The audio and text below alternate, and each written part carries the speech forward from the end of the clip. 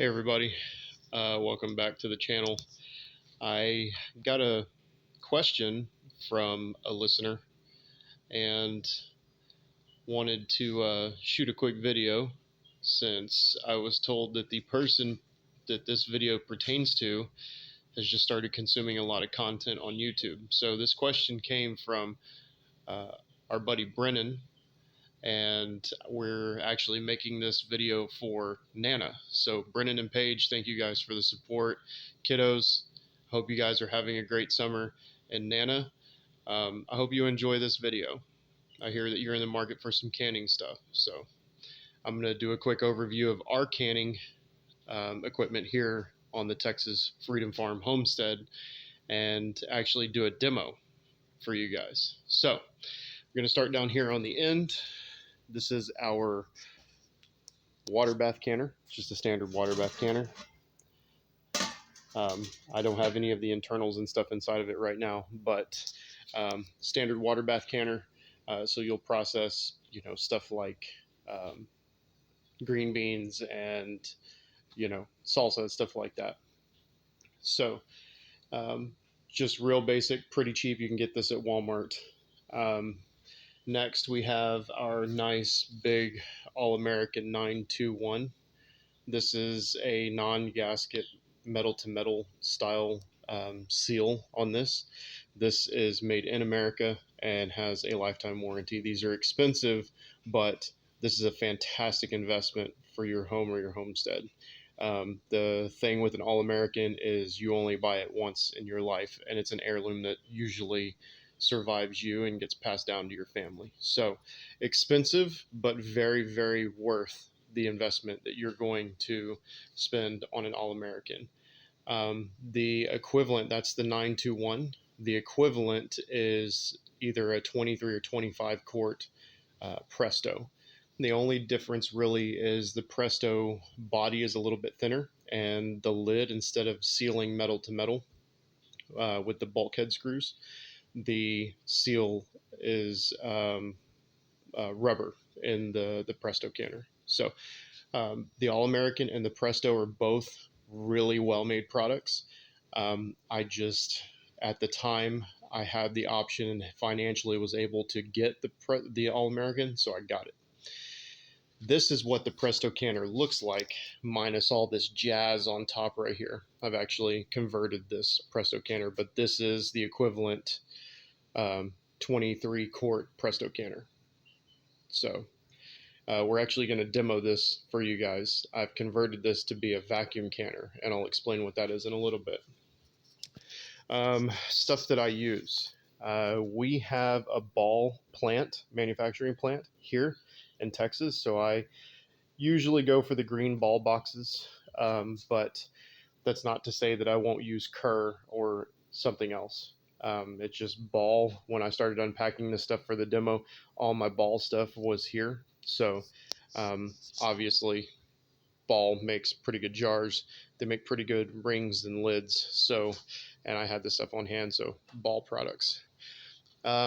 This is a good addition to anybody's canning operation. This is the Ball Complete Book of Home Preserving.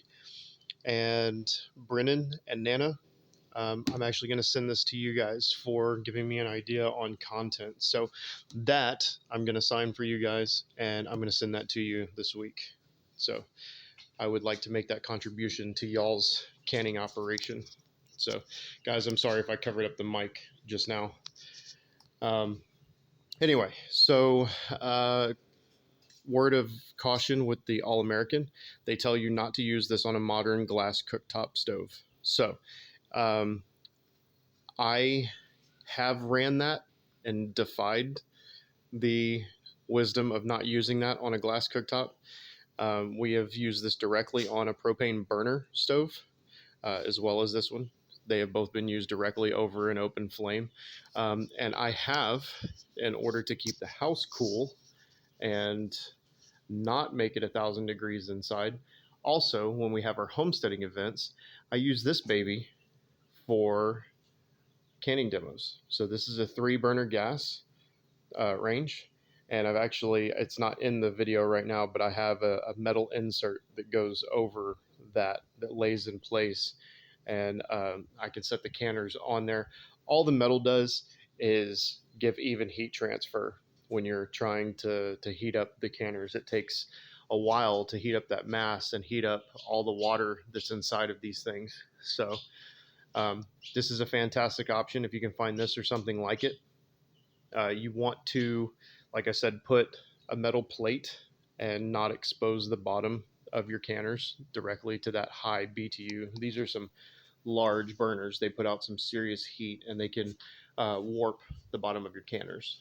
So all I do, like I said, is I put a steel plate across the top of it right there, and I just set my canners directly on top of it. It gives them a nice hard surface to sit on. Soon I'm going to do a demo. I just got for Father's Day. It's super messy right now because I wasn't planning on shooting a video, but I got this beauty for Father's Day.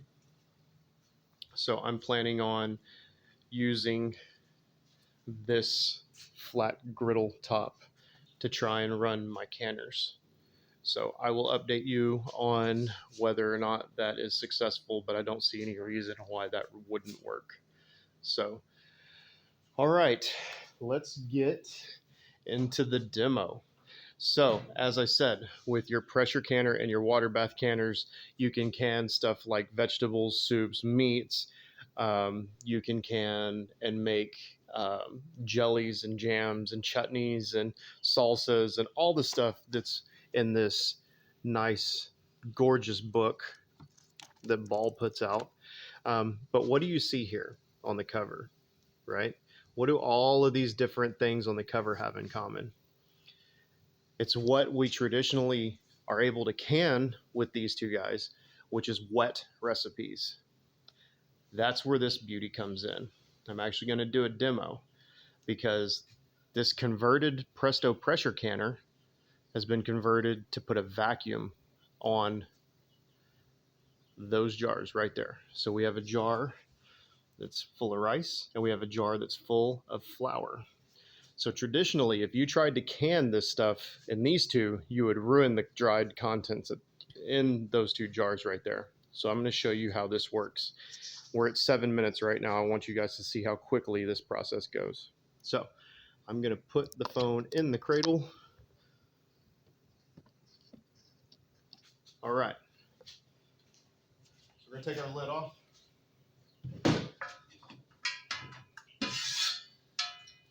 Get our vacuum pump. Put our jars inside the canner. Put the lid on. Lock it in place. Hook our air up. Close our valves. We're going to close one, open one. We are turning on. And I want you guys to see that gauge go down. So this system is going to pull a vacuum. The other thing that you can't see in the frame right now, I'll pick this up so you can see it, is, I don't know if you can see it or not, but the atmospheric gases, the oxygen and the helium and stuff like that in the atmosphere that are inside that chamber are starting to boil off, so it looks like steam.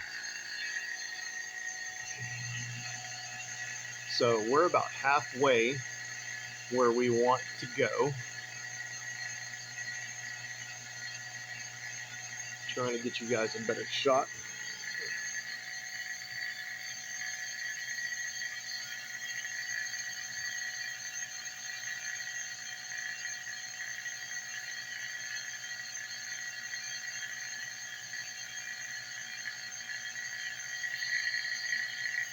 So we're just at 20, or negative 20, so 20 bar right now.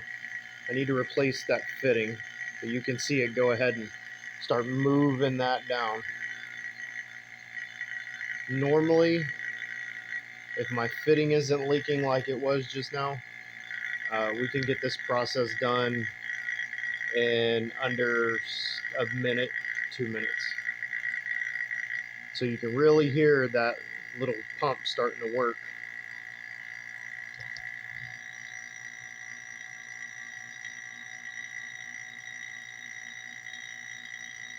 And we are nearly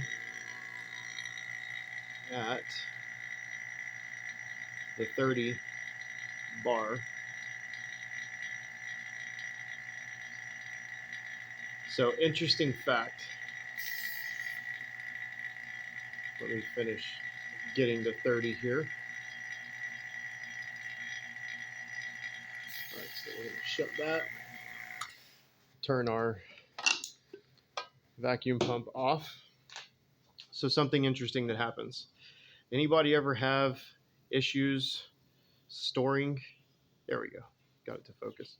Okay. Anybody ever have issues trying to store rice and stuff? Will tell you that over time, even with flour, over time, bugs like weevils and little pests and stuff like that will get into your flour and your rice. So the reason I was showing you guys that close-up of that gauge, all right, so at 20, any pest eggs or anything that are naturally in rice become inert. At 25 or so, right about there, not only do they become inert, everything is pretty much dead. So it creates a pretty sterile environment. All right, let's open this thing up and show you guys how it works. So one of the things that I do at our homesteading events is I will can jars like this and then offer them to the guys in attendance to see if they can get the lids off.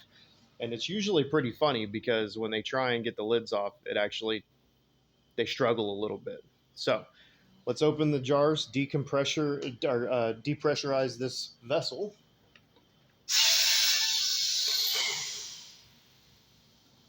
All right, so I can tell already there's no pop-up dimple. Both of these jars successfully sealed. Okay, so make sure you guys can see that because I can't see what y'all are seeing when I'm in front of the camera. All right, see if we can get this lid off. And it is difficult for a grown man to get this lid off once it's sucked down on there. So that flour is going to store for quite a while. Okay. I'm really actually going to try and get that lid off. We're going to try with a smaller lid. Normally, when you pull these lids off, they've got such a strong vacuum on them that it damages the lid when it comes off. Not that we reuse lids anyway in canning, but let's see if I can get my fingernails up underneath this one. There we go. So I don't know if you guys were able to hear the suction that came off of that can, but that is how you long-term store bulk dry goods. So one of our things that we do is when everything goes on sale after New Year's for Thanksgiving and Christmas baking supplies, when this stuff goes on sale, we buy the crap out of it. See if I can get close to the mic and block the video screen here so you guys can hear the seal break on this. Yeah, there you go. So you can tell it's got a pretty healthy seal on that jar once it's done. All right, guys, so that is our food storage, one of our food storage, or part of our food storage plan here on the Texas Freedom Farm. I hope you guys enjoy this episode. As always, if you want more content from us, listen to the podcast. You can search for Insurgency Knitting Circle Podcast. I think I covered up the damn microphone again. All right. So You guys can listen to the Insurgency Knitting Circle podcast. You guys can shoot me an email at info@ikcpodcast.com. You can support the work we do by contributing to us and tipping us at subscribestar.com, or shoot me an email at info@ikcpodcast, and I have some apps where you can support us directly without going through a company like Subscribestar. So, all right, guys, food is a very popular subject, and this is how we store some of our food. All right, if y'all have questions or comments in the video below or below the video, post those and we'll do our best to answer them. All right, happy homesteading. Texas Joe out.